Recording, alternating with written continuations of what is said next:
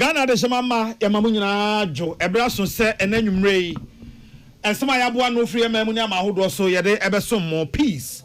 104.3, okay, 101.7, 100.9.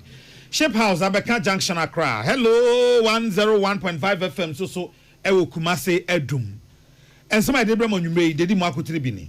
Yabejina Monia di nkomo de free committee and penny 4 pounds helicopter na wonye hwehwemu na wo say and from mabi na twi helicopter no eba fom. Approached Obuasi. Visibility deteriorated rapidly due to mist and low clouds. Sansami winti yene retired wing commander bedin komonia bisasa dia wo mo kan ene susu dia wo mo dia ba no sen wo siti ase na sen ene wo fa no ye begina mra shebe de fie na chiame yene apa chew akọ judiciary wo se dia esi nura wa appointment committee na se no entwa yie. Such conduct, though not representative of the collective will of Parliament, is regrettable and inconsistent with the decorum expected of members.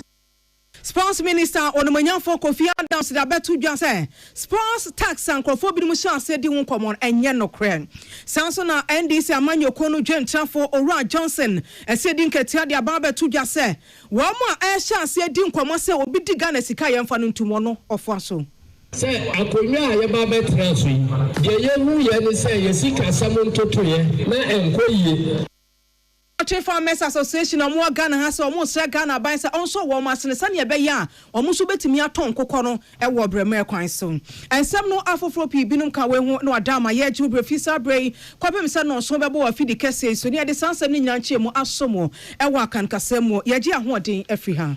Osons chemist, Ebusion Numre or the Osons Gala capsules now say asene, MTN say. Ghana have a beer mununkum hatabia, MTN ewoho. High sense Ghana. Home appliances are open to Nina on high sense. Of a Dolphin roofing system, Jancy at the board dance was semuni home, a Dolphin and a Bema Papano.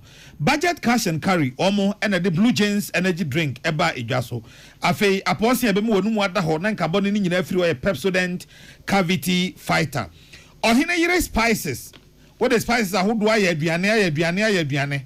But Mesha Bosse, Saudi or Hina spices Yadriania. Ubehunu and Saye. JM Ado and Sons. Woman at the well slip abajaso. Untimina, Upo Juma Untimina, Fakakrebiso Catremase, Obedana Ho. Ruta natural product. Wamo ena ede Ruta mixture abajaso. Ruta mixture yeka wasemi eboa apumudene. Lawson Herbal Sentence also at the Lawson Law Care mixture. Ababeso yasene enyumrei. Eco Bank say, Bankia or Jonesha Kain. Na dachia eba no, wesiesi nuhua atuho, eye Eco Bank. Medwadru cancer for aboboano yeka cancer mixture eno na hututuo no sasabro nyina etu ase makuada roman anwumre wote yenka efrem nana ya okeso betu from the card na mene nana ama anotufo afi adesema mama dama nsem no nchemu nie empanifo pa committee said ye see ye e was na abosome de toso nsia ni mu no wo man Ghana ye ti ase enye yie etu om nkoye hwehwemu no mo yen ti ase de see ya helicopter no timi kwhwe asesa ma ya de hye nipa makoma nwotwe efa wo ya mu wu ye ti na nanom wonse don no kwasem enra wo man Ghana ha sei ensem no ba beto odwa se wo mawie a wo bo achi dia mama mpanin dwemtiafo de masa committee ye acting minister for Defense Dr. Kessel Atofonsen was say asem ne kwafare ba nyina ne hwehwemu panifo nimdifo abenfo wa committee ni so no wo mo ba beti ase se etese anoma nam wiem yehu sa anoma ne timi kɔ so wo de besi prakopa na aframa bi twi anoma ne de ne ba fom na the speed no de wo so no esote sa baba pe na si wo helicopter ne ho na mfidie no bibi na gira yie na enso obi nim ba bia sa enframa na no ɔde ni free ya etwe helicopter na na de ne eba fom ɛho ne kɔfa sa wo ya nyina edebra wo man Ghana wo san dwumadie no amuo no Dr. Kessel Atofonse ne dom ensem no amuo no Captain Paul Fojo retired ensem no mu se committee no nimdie mu no wei ena omusu se ekofa ohaw no nyina de ba besom o man Ghana nanso ne nyina amuo no o madi nkomo akwa wie se na helicopter no etiapo ejane na so ye emfa ho ne niam achewache bi wo abefo kwan so a na enimu. The flight to Brofuyedru was uneventful. Brofuyedru is approximately 90 miles from Accra, about 10 miles from Obuasi. As the flight approached Obuasi. Visibility deteriorated rapidly due to mist and low clouds. At 9:56, the crew entered IMC, which is Instrument Meteorological Conditions. To the layman, it is they flew into clouds because they no longer could stay away from the clouds, so they flew into clouds and transitioned to IFR. Now, IFR is Instrument Flight Rules. So what it means is they now transitioned from navigating using visual cues to now navigation solely on the aircraft's instruments. The crew then initiated a climb to cross terrain that they were aware of. They initiated the climb to cross the terrain. Seconds before impact, the crew stated that they could see the high ground below, so they'd gone over it. Suddenly thereafter, the helicopter that was flying up without any change in its power or in the pitch, which we use to go up and down, suddenly lost height and impacted a ridgeline at about 1370 feet above sea level. And this was about 6.5 miles from the destination. And this happened at 9:58. Adesemaima Captain Paul Fojo retired chairman here say o my Ghana yeshasa ya helicopter no a enema be se mienu bi na binim e be say helicopter terrain awareness and afi warning signals o se no be for kwan so se bi wo mu a enka de yeshasa se esi amframa no so tene atwemba form no ka be ka bibia kire wo mama se wo so mutumi ye bibia eno so ho nsam no kenko hwie de o my Ghana ye hu ye no. The dotted blue line is what the planned track had been. The purple line is what the aircraft actually flew. And that took place because it was avoiding clouds and so on and ended up where it was. Now to our finding. The helicopter was airworthy, but it lacked additional safety enhancements. For instance, the terrain awareness warning system. Now, the terrain awareness warning system, for instance, is predictive. So what it does is it tells you, warns you, it gives you a better picture of the situation and puts the pilots in puts them in a position to make better judgments, to be able to see everything and be able to foretell if there are any things that could possibly create a problem. But they lack the additional safety enhancements required for the weather phenomenon over that terrain. There was adverse weather, there was limited visibility, there was rising rugged terrain, where this terrain induced complicating factors, and there were no ground-based navigational route aids en route. The investigation would like to say that from everything they gathered, the emergency response was very timely. The fact that the first responders managed to get to the site in about 2 hours was remarkable because the terrain has very steep slopes. It was raining, it was slippery, so it wasn't the easiest thing to do. When we went to the site, it was also raining and it was very slippery, and we struggled using sticks and everything to try to get up there. So looking at everything, we would say very confidently that the emergency response was very timely. Adesemaima Ghana Air Force helicopter no net ya papa haben Z9EH no na kire ye bibia no achese fom ne kwan nemmom enframa bia awia wo mo na twe na ho de ne ba fom a ewie yensa nipa ete ne kan eka committee ayapa wo mo so mo nyanhwehwemu emie hunu sa helicopter ne kofare by the ntia e crash ye Captain Paul Fojo retired sansami nyina yamane bofo salamat ku kwa pencil na de som yen na ebra ne omode report no etudwa no ono mo kire se woyan hwemu no nyina wieye no ono masusu niema bi hu ama aban se onhwe na wonye nanimanimu ya se be ya ebema asrafo fa ehwe wiemu no omadwuma no ebekọ enkan na ebra Captain Paul Fojo retired cheche sebo no ose chesenkenne ya akra ya kasa ska ho a ese ne due ya aban eto wiemhyen a eye abefo de ema Ghana Air Force afei emfidie bia ya na yede hihye wiemhyen mu de kire ne ene niema atwa wiemhyen no ho ahia nyina ba bia onenam bia no ese ebi ewo mu afei ese se wonum soso a etwi Ghana Air Force for wiemhyen no soso ye ma wo mo bra no ntete da bia ese mo ntete se be ya wo mo ebenya nimdi a eye abafudie no ebi ena afei esese ahotoso kwan so no niema bia ese yedigu akwamu eboa ema Air Force for adwuma no ekoyie bia no ese yeye afei esese yenya kwan bia se wiemhyɛn tu a ensemfo bi efa no nkomo bia nea o twi wiemhyɛn no o hye tokoro mu ho no one wonmo aka ewo wiemhyɛn gina bia ho edie wonmo echeche no kwan ne ade no nkomo no ombedi nyina esese yenya baabi a yebetumi akora saa niema no nyina afei ewo se yenya ekwan a se ekoba se wiemhyɛn bi tu free enkran ha ana watu afiri baabi a na okwa yebetumi di yeni adi na chi abaabi onam bia na yedi na chi aise de wafa ebia shagzi ana abefo ayi bi no yes share your ride etiano no baabi a wonam bia nipa na kleke pe no wahu se o wadu achimota wadu ha sei ese yeye saa niema ni nyina bi wo wiemhyɛn a ye ba beto no emu ɛna afa mfidie bia eboa wiemhyɛn adwuma abefo kwan so nemremu no ese se no so yenya bi ede emma Ghana Air Force sɛ ne be ya o ma adwuma no betimi akɔ enkan sɛ tofabo no mu a ne sɛ wɔn ma hunu de ademfomso no ebaaye nanso enhyɛ da nyamfomso pɔte a yɛbɛka sɛ asmasi na obenten na yeye na kokɔfa saa enkwanhyia no ebaaye na yɛpɛsɛ ne mpanifo di ho nkomodaakye bia sɛ yɛnsaka wɔn ɛwɔ ahoma so a yɛbɛdi ɛho nkomo Yako my Ghana branch sebeje fie na chame hene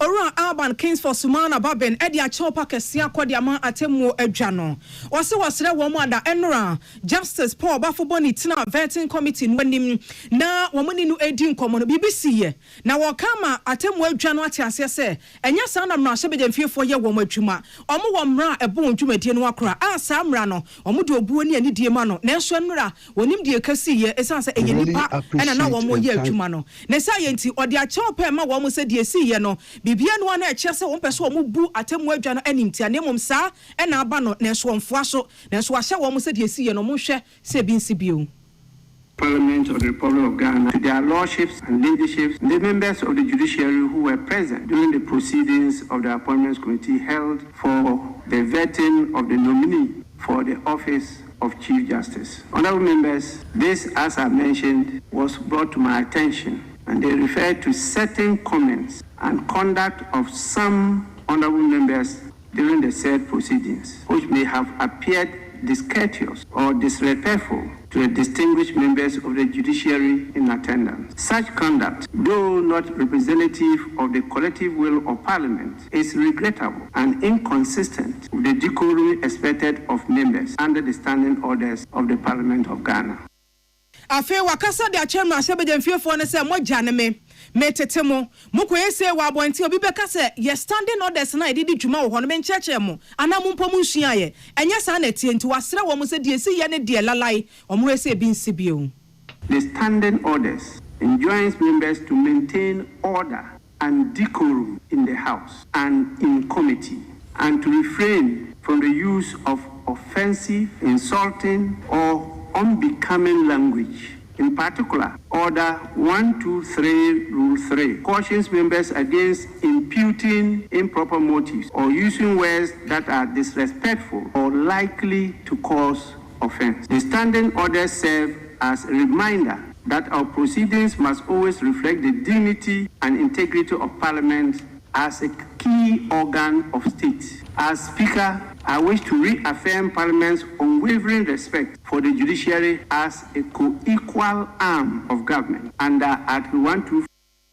Adeshimai mamra sebeje fie chiame hine se wono atena se dwene ho na se wo man krofo bi anya chance dudu wago niemam eni nti na mra sebeje fiefo binum eye niema tro kansa na so ka kire wo mo se fisa breko no wo bekita ne mudiem ne tumi se chiame hine no ode beye atwuma wa wo bebu wo mo standing orders ne so no obema mra nankasa atwa woto. On your behalf, I extend our deepest apologies and assurances of Parliament's continued respect for the judiciary and its esteemed members. I want to assure all of you that I'll come back on this issue of decency, discipline, and decorum. And this time, I'm coming with the hammer, not the gavel. Adeshimai mamra sebeje fie chiame hine Ora Akan Kings for Sumana Baben Sansemi William Gentu na fe Emmanuel Akole wo mo na sebeje fie se ya mane bofo na de som yen na na sebeje fie chiame hine anusi ya pe majority leader a wo ye boko central na sebeje ni Ora Mahama Ayarga yenko Yonkwa Humana Suma. Okay. You. Yansa Akan Asen South, Emrashe Bejania, Onwa, Ena, Oyeka Sama former Edom Kumano, Ewo Amanane, Pamucho, Bambo, any Efisem Asumdue, Unmunyam for Osofo John, in team, Forjo, Ena, Yazakani, so for Sauti and Kai Mwaju. Yeah, that's the papa.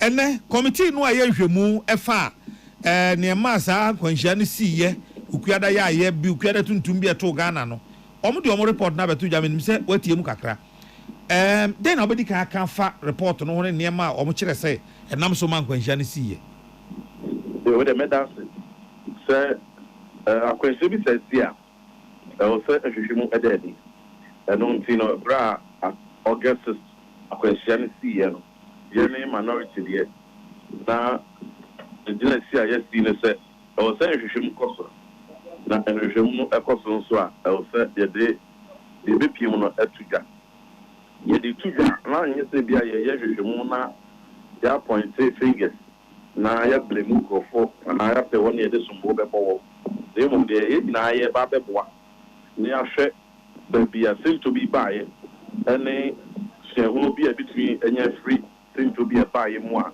It is a nona, a man, or a gem, near to me, a sea, non going forward.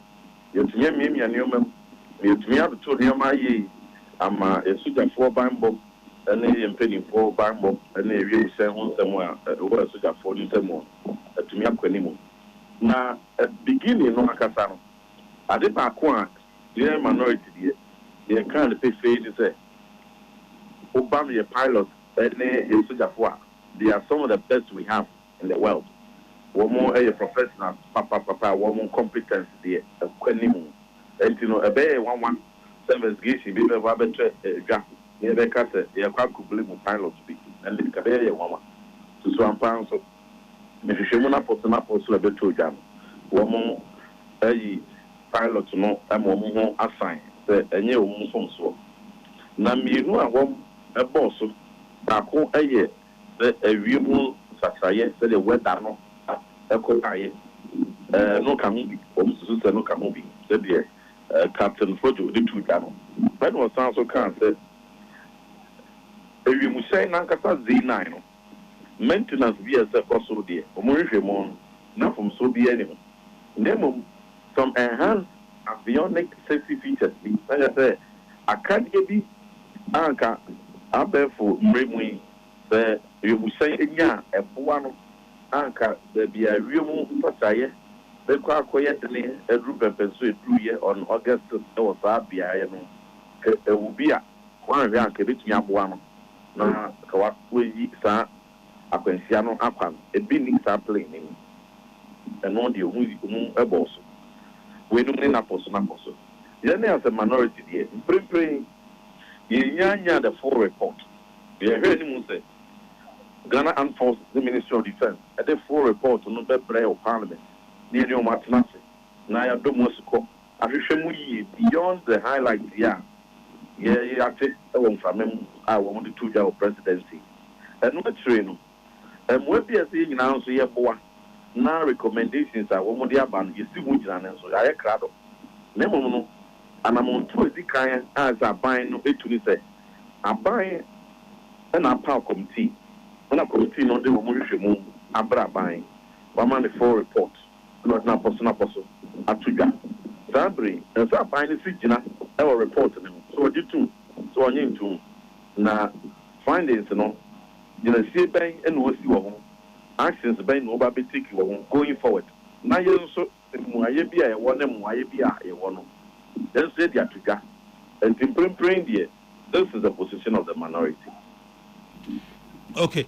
Na okay no na ebra o report no to dwa no okansa routine maintenance bi ana esese ko mo ye okan no ho ase na afi osan kan say abafo mfidie bi anko mo hia na anko mo ye real time monitoring se ba bia afidie no nam bia anko mo hunu no eno nso sei na o mo eni bi ene ade saa ne amani nyina ya ade amanfo nso se ene ese ade nkwan di agro Ghana say especially say yen Air Force of Nam no omu ni sa de ni bi na se de papa ni chire mu no ye radar no ye Kumasi ne Accra nko a Air Force for no air call boase no mo ntimi enya sa real time monitoring no a ene se na ehu pa ma Ghana o Minia Cardinal the work can a woman pa san say nyoma ebi wo ha e wo se nyina no etumi boa ne de kaso na yetoto the SC MOBA wo se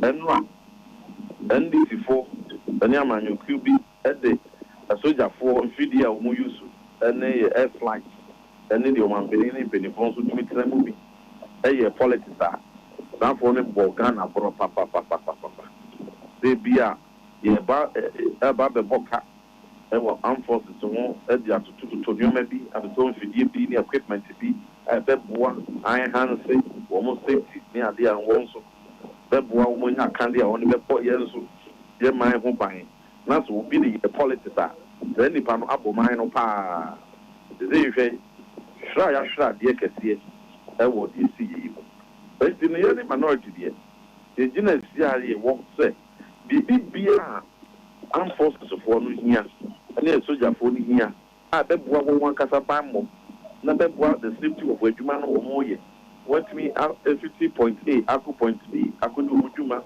say we musan say also patrol vessel say bibia no bibi gina ye nyamboa mo de politics bugu ye no now it na yes a very bitter lesson you know over the Okaya yes so enhanced avionics safety features no above for candy and wo claim one on the board we let me be the nyina no yeah hours na no maintenance hours media no and no new bebre because no in aviation no airline manufacturer bia would sa hour milestone hour na say be pain na wo sre and to soak across from my attention or more allowable limit to be to so when they permit it they will permit it within the allowable limit in this case no or more permission within the allowable limit amroso so ka ko proso and nanka BBC ko see dia and no it will become but in this case no dear amroso but there are still some very useful lessons to pick. Yes, yeah, but the rules say, if you must say, what I'm saying, yeah, then come, yeah, from your man, Penny, and then the Sudan for you soon, yeah, that will, yeah, come once them, their own engines, and their own other features to be to see, yeah, come once them, not one more arm for my dear ma, no more the politics, and ma Ghana for, I could see, and I say, wouldn't be knock off for minus one city pool, so they got to plane, they got to helicopter, they got to fighter jet, or they got to be Biama Air Force and a soldier for a new big canon and until one kind and even to the point to say it to me said a whole proposal they got to parliament. The about to you say Makuma 9 years not minority as Abra and anything for sorry in our also as one more number, no more work. Nini nan when they who say I'm well mine. If the animal say, I buy on this week, ebe nya ho brasie edi no kaka say me manfo it can throw be them e wo soldier for we mu sense them ho na de president Kufuado and then so and the soldiers and then ministers catch ye fa soldier for we mu sense o maka de ho ya nya ntum be politics ye fa ye see ye so e ka ho be me say ya Ghana bro mo fa nche as almost they must apologize to Ghanaians. They must apologize to President Kufuado, and they must apologize that they are going forward. And they say, "Be a wedding as who moved to me at the ferry and they guilt the tone chain a tiki. Now that boy soldier for and boy is the state of the president. Or move take ya. Or much me and Ghana for a time or much. But yeah, dear, it didn't see no as a sign. We will not do the kind of politics very responsible politics NDC for a year brand more minority. Yes, soldier for we will say in Yago. No, we are just a final AC general report here. Abe. Yada say also for a team for Joe as in South Emrashe Bidwani. I was for say Yabako Ahumaso. Na yene sreni penny Wing Commander Patrick Nelson Sogbojo retired atwetwe enkomo se utie said de na cheche mu no koy no ebe hia obi a owo saa adwuma no ho nimde na wa cheche nsemu ama yate ase yie pa mama me sima pe me ba se si a na fe ye ne Wing Commander atwetwe enkomo me ba o Peace FM. No matter where we are, Peace FM. When you are going to buy a paint, don't look left, don't look right. Go straight and grab the luxury acrylic paint. Don't be any painting, be paint. The luxury acrylic paint. Paint me champion. When you are going to buy a paint, don't look left, don't look right. Go straight and grab the luxury acrylic paint. Don't be any painting, be paint. The luxury acrylic paint. Paint me champion. Peace FM. Yansa aka Wing Commander ewo ahoma so ayene no ebetwetwe enkomo openi Peace FM kase boss ni yemo adwo majewo so ni chama tiefo nyanso na akrawa po mu tisen nyame ade ne konkon ha e de rade ase ena de mo brofu iba esa me se ne yentehwe esa mama so crafty sa oh ko fresh for me business and my so fiti okay so fresh human martin oh papa no ka asem ni nyina o ka report no na we aye ya ntehwe ase yes we dey gisi etwen wo pa no wa be chirichiri enti wada romo mpacho ma me just a minute on na entie sane papa no ka asem bi na wo de unim dia wo na cheche mu a kire se be ya ye betu ehunu ne na o ka pote wada romo. The flight to Bofuyedru was uneventful. Bofuyedru is approximately 90 miles from Accra, about 10 miles from Obuasi. As the flight approached Obuasi, visibility deteriorated rapidly due to mist and low clouds. At 9:56, the crew entered IMC, which is Instrument Meteorological Conditions. To the layman, it is they flew into clouds because they no longer could stay away from the clouds, so they flew into clouds and transitioned to IFR. Now, IFR is Instrument Flight Rules. So what it means is they now transitioned from navigating using visual cues to now navigation solely on the aircraft's instruments. The crew then initiated a climb to cross terrain that they were aware of. They initiated the climb to cross the terrain. Seconds before impact, the crew stated that they could see the high ground below, so they had gone over it. Suddenly thereafter, the helicopter that was flying up without any change in its power or in the pitch which we use to go up and down, suddenly lost height and impacted a ridgeline at about 1370 feet above sea level. And this was about 6.5 miles from the destination. And this happened at 9:58. Okay. Papa, enti we no kan ni na se kire sen. Opa chese a pidi ni to frame crime. Oko Obuasi. Na akabe 8 minutes and some group Obuasi. And nkumamu change here. It change here na after class, no more class. Na fidi ni ubetina fly wo asase. Ubetina fly wo class. Wow. Na mo try say ko be pija fidi na costo. Na almost lose power. And I can the castle lose power, and yet be a fidino essence in view. Well, na tiba, and omelico ball, Dio Sedena at the toy. The patches a fidino, answer of the two fingrano, mere crojan, problem. One more counsel, one more experience. Number 12 in Kraya coping 6 names to Boasia. Senya Evian Netistaya Cabibians. Fatiasi. Bacho I Matias here. Evian to be at the control. A bit not done is here, idea what we do. Obo we are in the grad that's in pram, and then suito. Into Mura, Mamma, you don't make me that. But Bibia de Bia Mechanic, they be away happy and a quiet. So, say Nanka, school park, be a like drum before Kabia, Yankusia. It's the quiet with the hand at the airplane. So, in the accident, nearby, you funny say, FCD in the accident.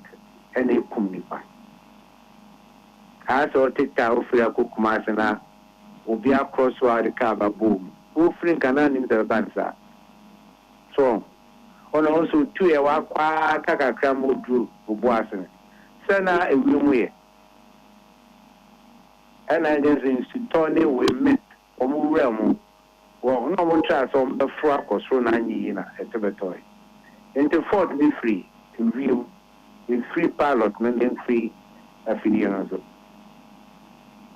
okay na papa sɛ woka sɛ ɔmo wiemhyɛ lose power ɛno ase kyerɛ sɛn sɛ wiemhyɛ no ayɛ sɛ ɔka wote accelerators no wa pa join wote asɛ sɛ ɔnam kwan so ewie mu no o power no woma ne power na plane no pigya no mu okay so introduce TV ne dia power now de be for across so okwa weather no so pia akọ form so in that so ne weather na eko okay into we weather na eko se pia airplane no form na helicopter no nko rupi so say na ese dia de tamo ko kuma se anata malebia nka sa weather na nya effect helicopter na pampamusa anti so kushia sa weather ni bia na wanye lokia na beti atwa ani ehu ani ade na ehu papa enyehu if 1959 ya fly helicopters we kan wa imprensani from 59 and I play a title and I say thank you to president ye nyanya helicopter de go and I start feeling a title so kwa ninka ne motakrade ne de bank cry ansa na eko boase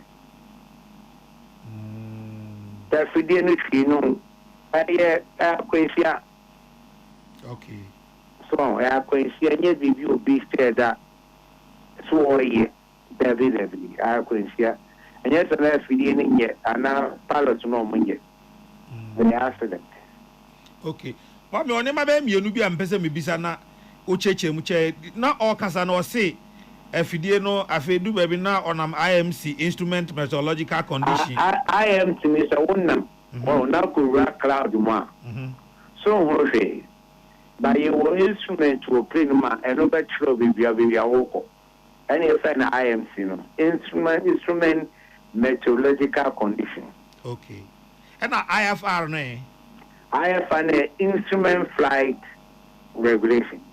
If you are now quite breacher, from height now about 30,000 feet. So, it I don't know your radio station is able to from London or do Tamale or the Fred Tamale or the Fred Wagadugu. No affair Bamako, no affair Libya, no across Mediterranean. It's all from the radio near Nomakasa. Now, free higher or once a day. VFR, visual, that means all pilot to move from. So, it's a different. IFR, no cost for power. And the VFR, no, and also all from. So, one who a former, now IFR. Okay. Matthias, Papa. Na epa chawo ti se utu wiem shine sa na se wo kwa se eye helia na se kese ni bi no bia no omo a ya na omo wo ba bia utu fie na wo ko no eye de na wo ne omo di nkomo kwa be na omo fa so hu se we commander wo ko isesi a waduru bofo edu ana wadu ayamfre ana waduru ha no akati no na nkati radio station and your reporting station. Okay. O Franka call Londona. Utu Fra or Fred Tamale. I can't come do Tamale. Tamale nim can be catch Tamale. Tama will be drew. If I can't see you will do at 12 o'clock. Not trusted to know one out from my home started emergency. Ufi Tamale and no Afre Waga. So, Ufi Waga no Afre Bamako. Now cross the Sahara no Afre. Libya and Morocco baby. What do we trap Mediterranean? Ian Tukwa. I a street will be a street that do any when it will fly, instrument fly winner. You will height the mount. You will direction the mount, they be an show. On a short distance from Akan to Boisedi, continue fast machines in busy. In Prensan, you call Obuas. So Kumaka, Kumas, Tamalum Podiake, and Obuasan. How many times I rode into Kubuan? What is it? Look at this why a waste of money. Okay. What they are feeding is why I so maintain. Okay. And yet regular flight route. So what you say I should come out there. Okay. From airport or by airport you should come out there. Okay. Na papa mpacho ti se omo mutwi wem hye ne sa ne se otu wem hye na ba bi ono no hye no ye de ye te ye se bibi ye black box na okọ a bibi ohun bia na oka kire mo omo wo fom no na oka kire onye sa ne se aha ndicheche black box no bia ankasa. Okay. Black box there is a old starter aeroplane na bibi aeroplane be ye dia na e be record bon inti asente is here. Near second black box, and black box is gentlemen saying, shoot to me saying. You build so any idea so this or not keep record and a butcher. Well, information will and the picture they happen here. Send a woman patches that will begin more than a black box in way. Black box will only be the effect, then you must and the two winning. In a plane be a better record. What is it? I'm Batiasia pa. Enti sabre no. If I say wona wuchi ewiem hyentie emfa se nka we say die no. Omuduru ba bi asem ni sie bi a be the last bi be 3 minutes ansa na asem no besi no. De ohun ni nyina no kwan bi ani ho no be fa so a obe report a kire ne besi say aha na maduro na de mahuni ana say na ato. I think no ka kire say oko IMC mu. IMC ni kire say o class move from. Well, whether we baby on number one or number, so class in the Senate. My boy, it is drew but free drawn. No say cloud up them into move realm. Well, now remember, just say their own group wine. There was their track wine. So, but at that time, I know some from my pion form. If your man Opono se dialo na kopim. Danya omofota. Matias pa, Matias. Yeah, that's it. I want to make from Mamu so send from Madam from. Yes, just what try to play there from Kumasi to Accra. And I'm what? I watch them. Aye. What's the whole opening canal called Kumasi? I can't come to Boston Channel. What's the play the Boston? Super. I will say because we are not a Bob Boson Trenosono. They be from a Costro. Bon. Into Drew Honor and check over Kumasi Airport. Yafina common wine. Today be out Drew Honor Bones Kaka, bear 2 minutes in enough. So they wouldn't him say, whoa. And airport was the mount where that report and San Wako. Now, what that report, we share call was here for 1 hour no Monday qua. Or my flat 45 minutes. And the weather any changes. No more share classroom. So, it's all a buy. The first plane in ya, Caplano, ya more from Pilot now, so be no beggars or corner cuckoo.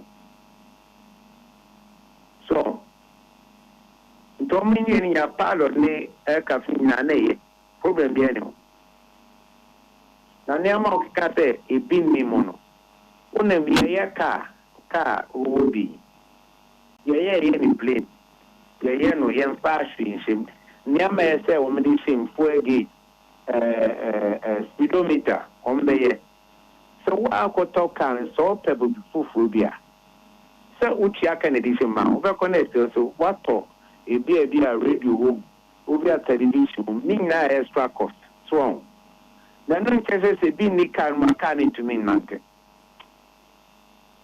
what you say but e wo mu a eboa pa e wo ma eboa fa ye advance na ma pi ba sama e ta so no I le to do sorry mo le to le do ese ni do no aputi ni a friend link pay what you say and a different form simulator abana you get sense there you feel good Papa asa onena te ko kakra asa me ba tese yenye ka masuga enye ka masuga untu ko toilet na basic instrument no ya wo pete di simu mawo ene dey best ni wati ahopa enti papa masa bi se twa to ni se enti se fan se we mu koya nkwanhye kokosi sa no omo a na ewo wiemhye no sa atam ni nyina bi a ade no to wo mo no e bi awrade jimi o ye mawu o yesu e nema omo be ye wom ne nsem omo be kansa na ade no be sikura asie no yetimi hu baby onti me say we work for than a pilot look at e ma couple e sorry ma be ya wotin na enye se dia omo wo to do ana do me no I don't know tobacco strap so empathy enya dey be a chance on happen e dey no pictures na no here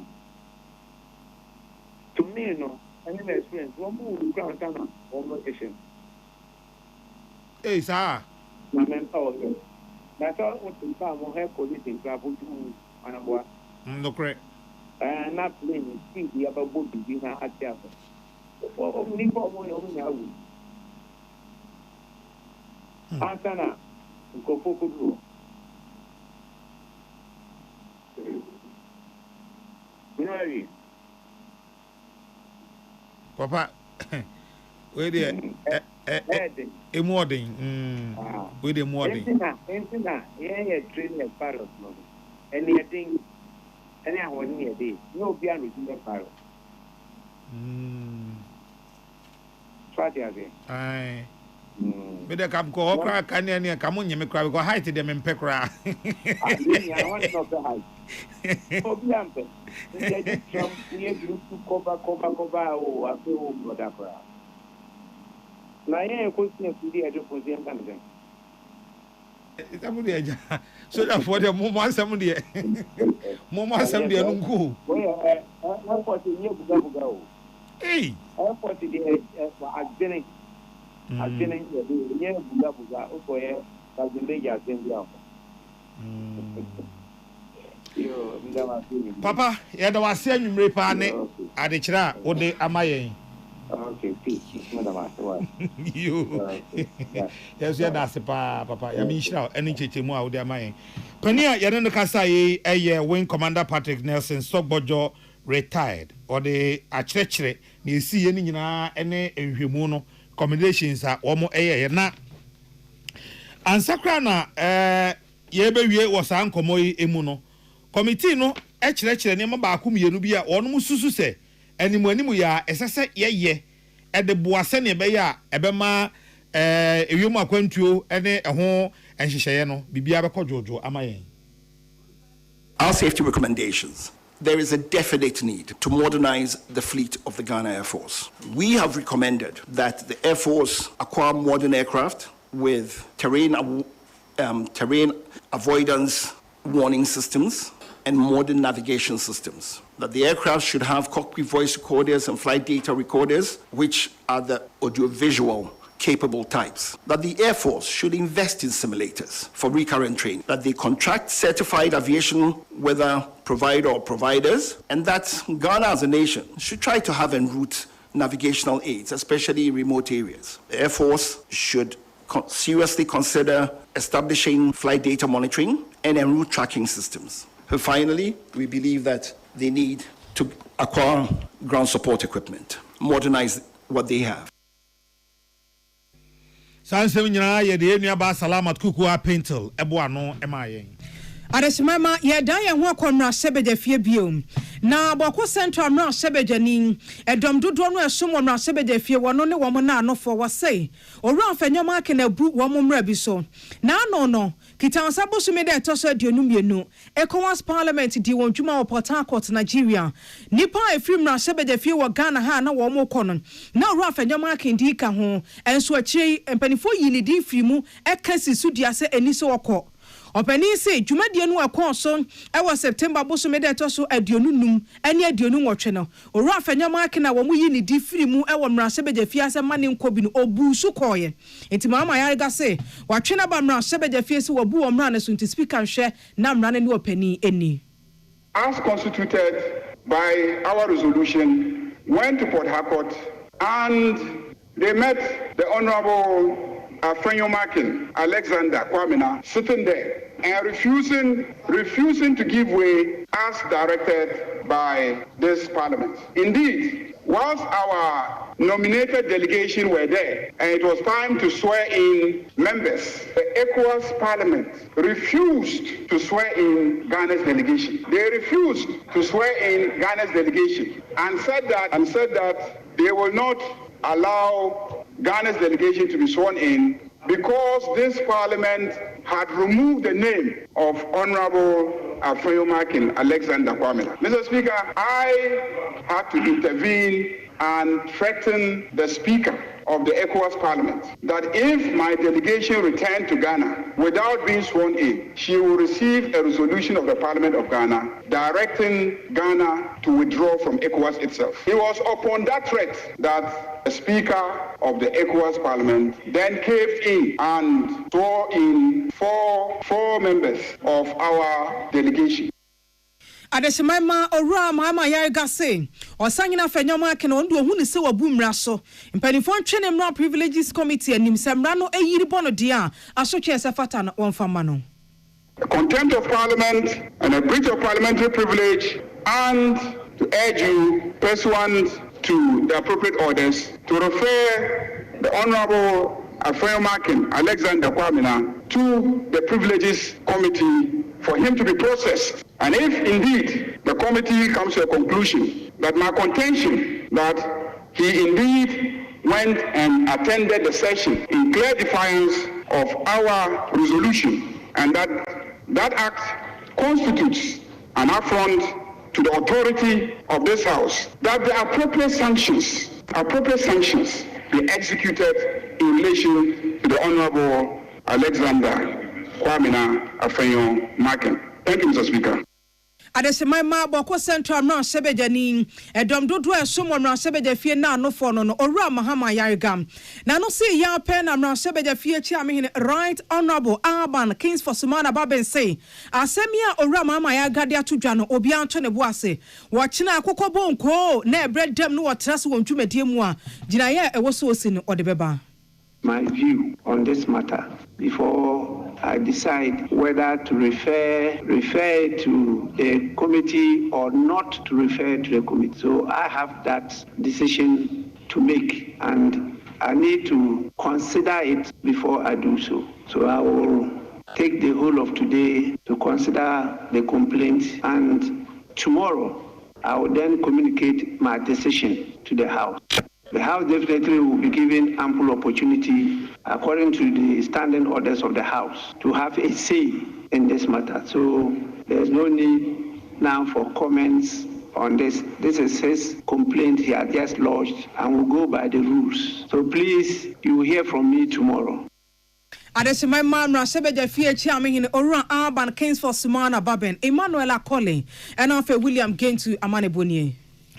NDC amanyoko ni titani owura Johnson asiedu nkete atafa ni Jena Mosquito. Doma Presbyterian Hospital enye mfie de oso amabohu dwato nsa frɛ Jena Mosquito ama wode nani monyam akwakota akiri. Okasa no de atudwa se Ghana fo nyina nta sa aban yachi. Se be ya abadada no mufo ya won bebo man krono no yebetimi ede mra no atwe wo maso. Izanse enam wo mo brabone obebo yeso ama Ghana nyina esi apini. Konya yɛba bɛtena so yi deɛ yɛhu yɛ ne sɛ yɛsi kasam ntotoyɛ na ɛnkɔ yie na adeɛ baako a na ɛha adwene paa ne sɛ nnipa bebree wɔ hɔ a ɛsɛ ɔmutu ato a na maban ne nti no nneɛma na ɔdi bɛfiri aburokyire aba a ɔyɛ party ni ma ne ntua ɔntwe mfam ɛtoɔ biara ne agye a ɔyɛ party ni a ɔwɔ aban mu yɛntwe mfam ɛti sɛ yɛbɛtena aban mu ne yɛka sɛ yɛnnua ne wei yɛwɔfa aseɛ ne wei meka ebi a ne ɛde akɔfa nananom so nanam ne asomasi nkasa na asomasi deɛ ano a na kyerɛ sɛ amammuo no ɛnkɔ so because yɛnya hunu sɛ nnipa baako tumi fa ɔman sika bi na yɛtumi srasra mmiɛgyae no a deɛ wode no bɛbaa bɛtena hɔ biara ɔno nso wɔ abusuafoɔ a ɔnya aban amane a ɔde bɛkɔ akɔfa ɔmo so ama ɔmo so abɛsrɛ Ora Johnson ase edu nkati agye na mosquito ne yete ne nka no na titrani a woda bono nananom a trankonya badwa ano osaje force ade adwuma bedu otoso emienu eboje na manager oda Presbyterian Hospital ano Reverend Dr. Isaac Apia say papa baaye waye adwuma pa asre presby asafo no say papa no mo mfam nsanka no omunya no na adwuma no a wo ye na so na nipa na de wa sha ase so omuma ne nwie no ma for the general manager into chairman he said unyina wonhwe afasu abedi afa hospital ni nyina ho no wo hwe animu a wo wura ma wo sa yesronfo se wura hospital mu na ho se bio ba bia mema da ba bia ma da ne ahokeka ebi wo ho a ye wurai osi ade na ya na ba me isi ne de ono na me isi me kra me bo na okeke odo na osi enye na na osi no emergency ya osi Ray, Ukraine, or no Pajaba. Now, you will be a one yet to say, send an in the SCT, Senka press the moderator and in Bobenya, Cabebama, so the Naka by the Fufro. Where the oversee moderator and then Adabraka, Nanasamon Famonsankano, Munya, Reverend Dr. Isaac Apia, General Manager no Yen Juma, na papa isuso, Eda Nananomasi, Echeche, Niema, Presbyterian Yasabi, Aye. Hospitally, Eba, Domamemu, Aboa health centers, and the clinics in Kwa 12. That were 4 regional areas. FA Asaya Boa Ebwe, 2 nursing and midwifery training colleges, Doma and Ibiayam Quanta. So we share a modern war, Kakra Yabeka Mwasama at 2015.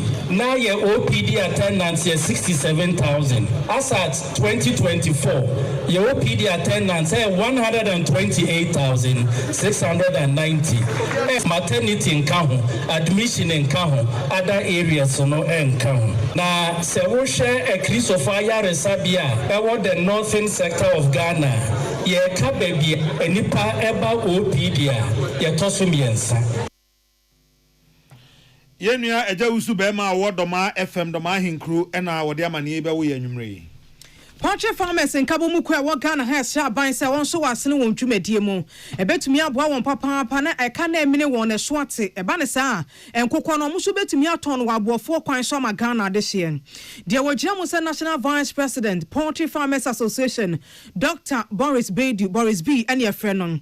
Waso de we jiman penita tesa so wachina wa santamanta mu enkokọ nketenkete mampani bia no ahwa ma sha say adwuma. Wasa Ghana ban say Ghana Poultry Farmers hiamwa ni ku dwumadie hu sabi oye adwuma no incentives kakra poultry farmers be here access the diploma and kokon so bono the fellow no competition na e kosom I say no I do the no ma ehia kakra no ma ehia kakra that is it ama prices no nyantinya ala fo atinya to be in pimpi na man fofu say ebia ye ma bia some grant component bi ala se ye ma bia incentives bia ye ho na eba e bi incentives ni na ya bia e ko gan fo ni mo ye hwe ni na no ni ye hwe the other side so one na one so kan ko ba o me no kwai be ni ye fa so a pay ye no a producer kese no ya pay wo mu ni no no ma ye adwuma e de ya ka da from speed jai bi e ba no e de a make man I am ready.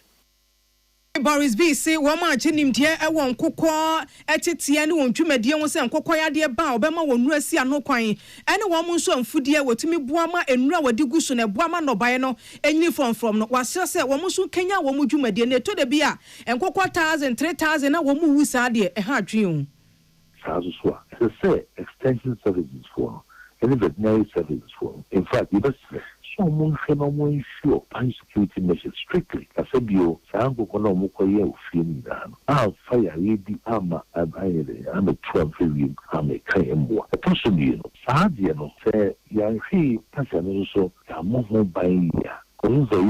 You're poultry farmers, of course, you are professionals in it. And so when it comes to such biosecurity measures, we know how you see it, put your dioma. And Boama Sabio, Yaridia, Sadia, Emma, Esre, Ministry for Asia, so you may be no more as a deeper on Beka, this Adiano, and also. Afei wɔsrɛ sɛ sɛ wohwɛ nkokɔ nketenkete nsɛm no a wati akɔ akyiri ɛyɛ mu akɔnɔ nanso ɔbɛsrɛ aban ne sɛ wɔn hyɛ ase edi dwuma no a wɔn mfanfa ne kwan so na afa soɔ no a ɛne tirimupɔ no aban ne hwehwɛ no enumom emrem Jabika is a policy framework, Sana outline more Sana Manze, a chassis, set the feed in a chassis, and a president hard peace, and hard peace. One for no chassis feed, and the account was a me, and the Hukonimawa, ancient, Nankukono. I read Moonwell and said, one more the moment directions in the year, so they are more quiet dear, in the Quasomi, and go for how be I them. I found the Kong Quadi, a gun for the young Bukono. Wa bigye biano kakunya biso na hu say your association kesia a Ghana National Association of Poultry Farmers enti wo ba hu kwadwunu mu na wo join association no na ne wo mu asi a church obia mu e ma wonye mistake no so ya ho asmaka Adesemaima and here you Dr. Boris Beidu, your friend Boris B, National Vice President, and one way young Coco, my Ghana has in Kabomukuno, and more and Wobutu, Clinton, Akosiamo, Akonia Manabofa Sansemi, or Buano de Sumie. And then I no pay Ewoko Croko, Jumedia Sobra, Chairman General, Kwame Safa Kaitana Sieno, One Ghana Swafwa, or share Akokensius, Munyan Foko Fidi Adams, and a Trition Como. Now, Swafwa don't come a Trition or to just say, no. Okoka sports tax bi ho asem Ghana for eje na no sibon nene wanya kwan o Peace FM kasa fidie kasa esu die o chirechirim Ghana for unu ne a okan poti no man kasa yenye sports tax na kasa yenye den. What I said was that the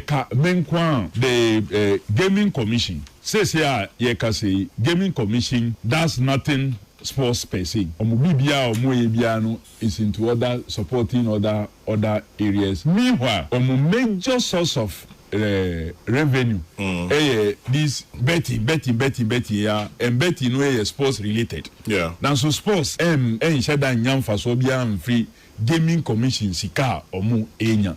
Sika eko Infaswa equal to gaming commission in terms of levies, ninyama any commissions are more general. Kesiena beye then beko into sports development. Na or say sports development no waka ho asem no e wo ho nhihye na say na etie. Abaya jiatu say yenye bibisa aban nankasa so the structured way yebenya bibi kakra free ha yebenya bibi kakra free ha aban the issue beko in every budget cycle no ye dey say beko akotum na the corporates we say me the misika eko share ha enye say me dia kwa a particular federation and a particular minister no dia kwa koye ni ope. There's a structured way of using that money, investing in athletes development and welfare, investing in infrastructure. There will be proper accountability. And the Kwame when you say what they 100,000 Ghana cedi bema the akwa to sports fund no when you say your structure it will be used rightly, it will be accounted for. Na Kofi ehumra no so etisen. I've been assured by the leadership of the house. Yeah. And because of the way I engage in it, I engage even the other side. And the Akwako say Parliament in its totality no ready for the sports development bill. Yeah, the core. Niayeka say certificate of agency no, they will attach to this bill so that Ebeko to read, because every member of parliament say when we need elections will be our contest elections in the importance of sports in the electoral area and the constituency. So funding one key challenger confronting sports in our part of the world and maybe even in many parts. Sansemi nyina anopei ena unmunyamfo Covid Adams Ghana so for hwe akokansie so ene chairman general Kwame Sefakan etwetwe ye ewo kokroko odmedis Isaac Opoku ene obo anoma ye na sadwa me no kasa na nan mahemfo ni adehye wo akomadan patamu chese mensi ne krate pani a wo somo e wo Finse North mensi no mu no ne suni ne ba award na de omoti ase enye yie wo mo se 24-hour economy market sese sa wo kwa akomadan na francho a e wo Finse North a e wo mu asase yantan be se 50 acres e ho dwopa a ombetimi asi wo ho akomadan francho so e so pa e wo se ho no mu si no se dwa no wo ho a e wo tere pa na so isi da Messi kache penu omaka bibia obona motom gan opani hifa na abesi no a osenkenkansu omo se da bida ene omo ne fa ha enhia da ni abrepa last general meeting ekoye MC erezi say 24-hour economy market no e dey kon kinkansu ama me sori ka ase ekowe enye ama me bobo ne ma bebrebe so ade nti ense se ko hono tena omo de kan banana no mo ma kire o masase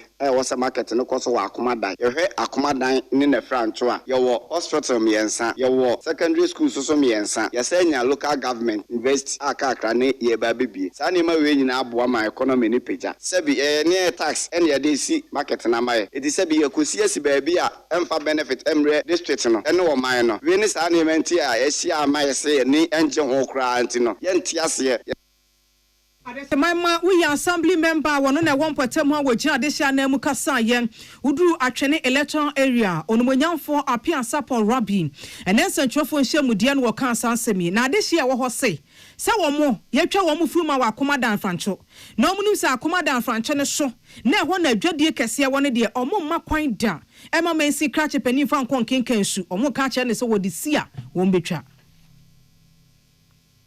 Omani nkoso if you say this no oba no na just oba ha akomadai ani efrancho o fi say o finkin kasunti the person oye na oye akomadai efrancho the population be say 50,000 na big push na abade ba ye no ye nyina nim say ebebua akomadai ni efrancho a e ba no if you say akomadai no ye wo nkura bebrebe ebebua ye but this na dwene say oh my obi ya akomadai ni efrancho akomadai ye ni abre pa 24-hour economy market na President Mahama say oye no district bia no Finse North de no this is say chinchina twan what they kon kinkansu akomadan na ye of Finse North district capital of Finse North population ni nyina no is estimated to be 90,000 akomadan francho constitute about 46,000 Adesemaima akomadan janse hene nana kwaku buaten sem waka chairman sine krache pani se onfa manyose mewura we hu we your Finse North mpuntuo no mo hwehwe akomadan francho sefata se ho ene wo musidwa no honorable ofusu champon dodo na afre ne Caesar enye se bia yeta ne yenta no no sisi akomadan ekopem ye ne francho ene sai eni ma mienu ena omampani eye ho adwuma se wade beboa mensini bia eye deke ene market ya wade ba na deke no wade ka de pikas abofo mo kinkesu na fe de edwa na aka edwa isusu de ka ba district capital a district capital ya akomadan no ene francho abom eti ka ba district capital de ne ke ni hawo bia eti obehu nananom na tu ne chia me se da bi nani coordinator ene DC enko ekwachire omo asase a eda ho over 100 acres na so yimu 50 acres yemfanye edwa afei na nsani yenkoti mesia DC se aban ne se kinkansu anono aban no pe ase yemfa dwane nko na aban timi kire se wo de breed district ameyi ba bi yemfa nko ana aban no na DC de ope Adesemaima we ya adehia wo mo ewo nkenkansu na afen so akomadan francho enkoma na omudi no na ne titiru pa ye wo mo a ewo akomadan na francho na sansantwofo nhyemude wo mo de tu dwa peace news ye kase no etwa de kowie se ye ne mensi ne krache pani di nkomo ne ebisa ne se be mena ensema na nanoma hemfo ene wadehia wo mensi ne mu ekane no so da bio one don ka se wo de 24-hour economy ekoba bia assembly no kura wo mo yesen owo ho na nemu mpanifo be dan no se wo mu dwa no aye mmere kakra enti omomwa no wo mu nsiesie eno nkomo no ne wo mu diye ade no pa de se ye besi 24-hour economy no a ene de yankinkansu enyo ne kan ye sa na mpanifo ehyehye no dwa asemu a me ne nana akomada hene echia me eka ya na say pay information a me no me director honom ne say omusi yenyi akomada nga every baby away na yemfa enko san so kwan so eno de magia tumu a me ye eho nhihye ya enche bia no me yi akomada dwa no every baby a ewo sisi e de akọ san so kwan sane ebe ya edwa no ebetimi a expand 24 hour ne de ya site no ewo enkinkesu ya site no ko eno no na anu ya na ye eho adwuma but akomadan edwa no de ye fi baby ewe eho esu no e de akọ baby a eho eso kakra ye san so kwan so eno de nhye gu akwama enche bia ye be fi ase kra nukre bia nim sa da menye se omo adansie bia se mene nananom asia ayesa ense na wadaroma ombetimi de abetuga Adesemaima official na formensi no krache penny wonumanyanfo season champion of Osuni eten kan yamano bofo Pius Bedu Bansen na sansemi woboa no ye gina we so ni age aboafo nkrato abaye ba ye bewie kase no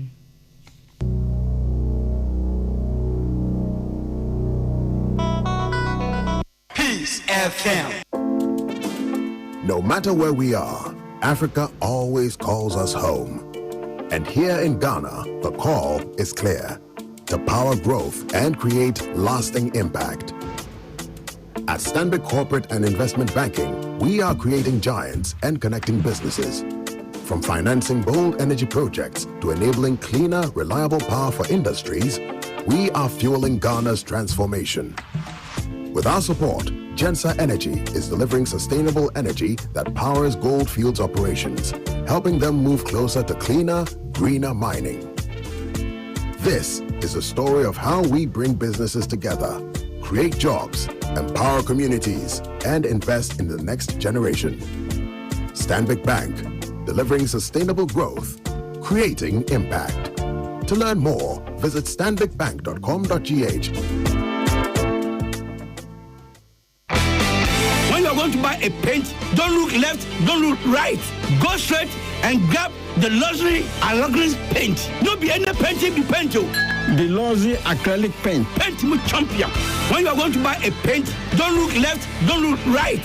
Go straight and grab the luxury acrylic paint. No be any painting be paint. The luxury acrylic paint. Paint me champion. The luckiest everywhere. For everyone, yeah.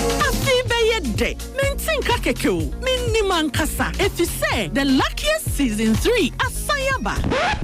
Afe mami chewo ekwan a obefa so nye o ticket but star 712 hash na di ehihye no so to ticket ana se ko internet no so na bo theluckiestafrica.com se bia mia community tickets no so na you lucky number ubetumi so ama system na eyibi ama chere ahia wo pese wutua every 1 Ghana cedi kosi 5000 Ghana cedi ubetumi mpo ato ticket no ama obi foforo ye obi hero wo pese wutua enye den kra sa wo Ghana for mobile money tia na sa wo amanone dia for bank card tia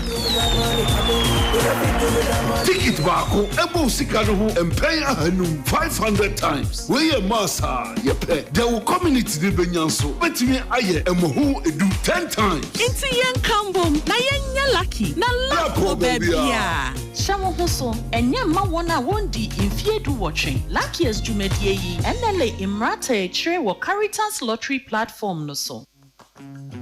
For the idea too bold to ignore.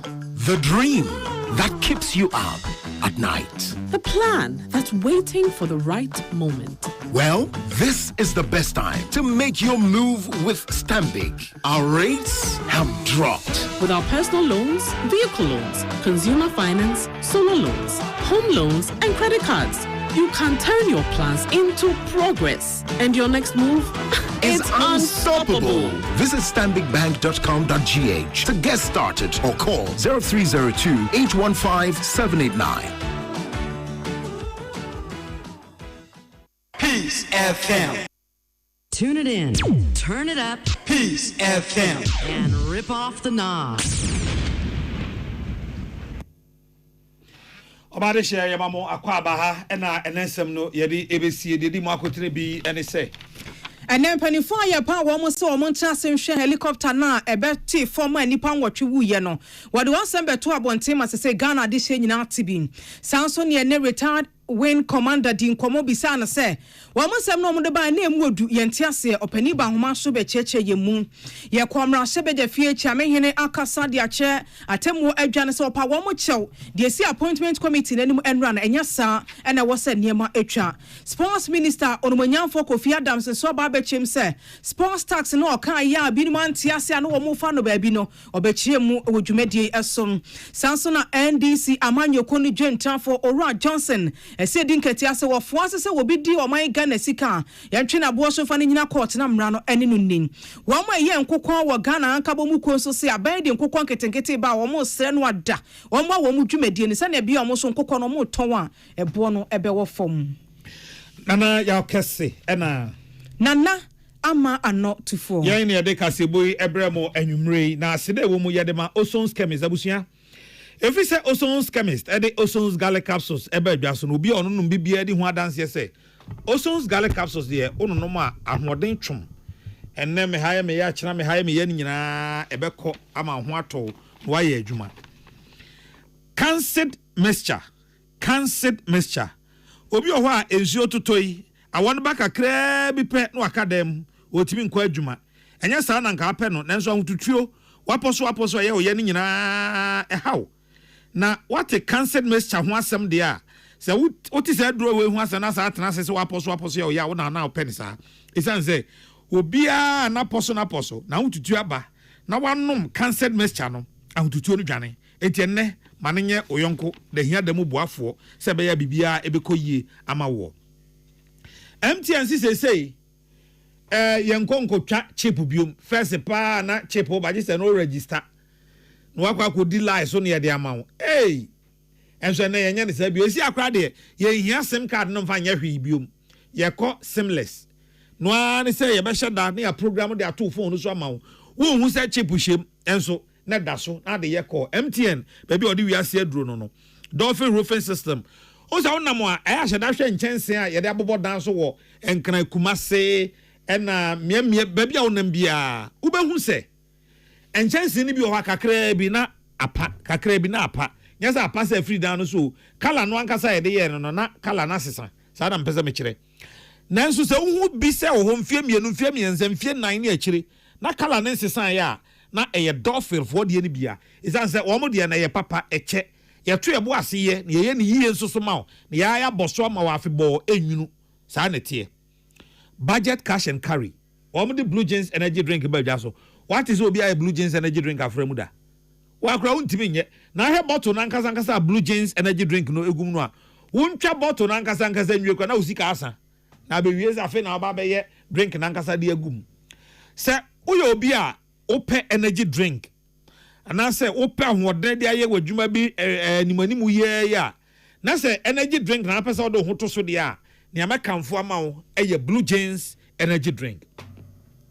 Apostle wo Ghana dwaso doso pa na mo mi hunu apostle bia na seso ete se Pepsodent cavity fighter eno ena yi usiase ring ni nyina free ho ma wo e ma ho to me say obetumi asre obi atade na obetumi aba obi atade mokwa ena wig ya be wo se me hyeche obetumi asre obi wig ai for kra obetumi asre wig de akwaye na mo me se ne me ready de untimi nsre timpacho de udie ni na aboa wa febo he emani bi oho a he wadanfo pa no nanso onim se obesra no a banchi ase o se obesra no ho a anya obeba na wa ye aduane na bi aso ehwa kakra waka se ubedi bintene weekend nudu kra won na mfre wo kra message kra on send ubi enu ho so o town anhwa no akotesti na aduane nsa no so mmo na mini aba we problem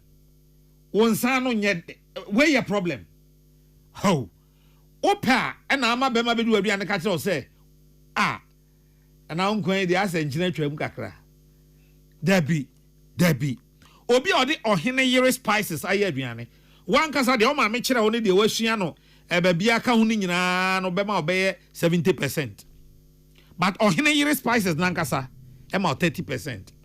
Na de enkanka ne mo a mo pese mo di steam nam ho ne ade no ho enye se wo ye ready se wo be che nam na wo de nam ne be aduane no ano akofa wo da bi oh bie nam no ho sa fasika mo no bie ho na fa hihye mbetimi kwa de fa hihye sa na nonnom no ndondon no fa hye fridge no ma de enche ade eche anu wayi no wa steam no kama eno no obi bom se na ma papa we next week catch and on my list ye be kwa akochia papa yes anetie ohine yine spices die oni seso organ ha na je ma do and sons adwuma ye bro ya na nkofo kra fi se ase ani je adwuma no ho chen ye pay ente sa bread ye brepa na nya se ani je adwuma no ho chen ye pay da bi pay ni de ye pay pa we enje be sa akofa da ho se onfa kakra nka ho na mom de atie ni se esan se ye nonom JM Ado and Sons one way sleep nintino say ye do fie na se ye da 2 hours kra no a wo de kakra so oketre ma se utimi da na ho ehwa nkromo ka ho so etu ba sore na ho din ye se o kompa so na krokro bia achew mame fa nko ruta what be da se obi se no typhoid fever ha no eno no ruta titanic na anko no obi se o nanse waye boho nanum nya ne de wotumi nidi eno anom ruta mixture na anko mpacho bi bisa what be wote ne hene fa ebi ni ho because ruta fondro no papa ena adwuma so ruta fo aka se no eno a ena ebeye amawo na uni de ntia Ghana fo frɛ Lawson Herbal Center or frɛ no Virgin Doctor no ode tie ya wo Lawson Law Care Mixture eno no Dr. Lawson ene ni team ena aye eno na ma ni nya the Virgin Doctor no o say Virgin no ne ade a obi mfa ne nsan kan ye ya yes Virgin Forest kese kwaye a obi amfa ne nsan kan da obi awura kwaye no mu ane se yakopenwa anase bibisa yakonwa na chichide bi nemu se yakwa akodo akopem bi amfa ne nsan kan da ti maya ne ka Virgin asa ne ye kire Virgin Doctor obi amfa ne nsan kan da anka no obi anti bi anka bunu obi amfa ne nsan kan ga bunu no na woduare so na de di ati sa ne se obi o ho wasase no wadidi so wadi kan dua buro etwa wadua nkate watu wasa be dua beans kura mpo asa etwa beans no kura wie ti asase no didi so da ti obi aba ohun sasase no enye kwaye biom na ye mfofo no kura da ne sere ba se woje ne American idi na Lawson Law Care Mixture ononom anopa wi anwumre ononom ne sede doctor be kire no a ma ho busumi mienu miensa ubesi uda da mu ti sede na ye kwaye no obi amfa ne nsan kan no pani se mpa na me ne maka no monti ase sa na me di wadu Ecobank onim se Ecobank ewiase nyina obi a wo de o save wa Ecobank tu kwan utu kwan kakra bi na se wo hunu se ne a Ecobank som wo akwantuo mu a masa so oba na se wo account o bank bi a bokwa close e de akọ Ecobank exam se Ecobank fo e won hyehyɛ pama na nsɛn Ecobank mobile app no a wode aba no eboa ma transaction bi a wo pesa wo ye bia no utimi ya ma bibia e kama enti wonni ha ukra Ecobank adaworoma sa nwuma ku adaworoma na busuafo anwumre ye tena se e de kaseboyi ebremo ye sorry nana apesmaka Mickey the triple darling Mickey Ghana masiri wa nyina Mickey Ghana mre wa nyina Mickey Ghana maye nyina Mickey menana boltwe ono na eba kira ye ne birthday mo amone na mpie ha mo se Mickey ya mu bubu bebe bubu ni nyina no e kira mehwe wo enkankan wo nana ma ene efense wo ne gaga mumi yenu mehwe mo samo na mo se Mickey ya mu bubu bebe mehwe de ekina show mo be ye Mickey darling yo phantom amra me no be share kira bo no so ame de maka me say you buy phantom atabra adwuma why mo amo se Mickey ya mu bubu bebe ni ade ekina mehwe ni nyina me mark register ofia mehwe se ne ekina mo be se aso Mickey so mo duru ni misisi na be hye ho a se ne ekina mo be se aso Mickey so ahwe no mehwe ni nyina na ya abotwe ochina your birthday nyame nhira wate yes it was the day na se ne wakoma sitie no Erade ma wonkwa enye sapa na oma bibia ha ompani mfie so na nyini de hu na nankanso adom na omonya wanigye aha emma unkokura bremo bia mfa bibia mfiri ba bia meka de ofie ho da na minti bi su si da say waba kokura eja wo wakwa ho bije ma otifie na yese papa bi na obi aba da m papa ni wo na ma me ne wan oka o me pesi azubi o ma me ne wan na free hin no abo nyame nti say da miki wodwo na on pene ho asem na miki de na ni ka fie na we nyame asem wonye basa nti miki ngokora brembra wakwa homegye mu na woda fie no onne nananom nyina na omani agye miki fa de fa nyina me say ya mama o de fa nyuntu obi amfa bibia mfiri ba bia ama emeka de ho no ho hallelujah amen na sumu a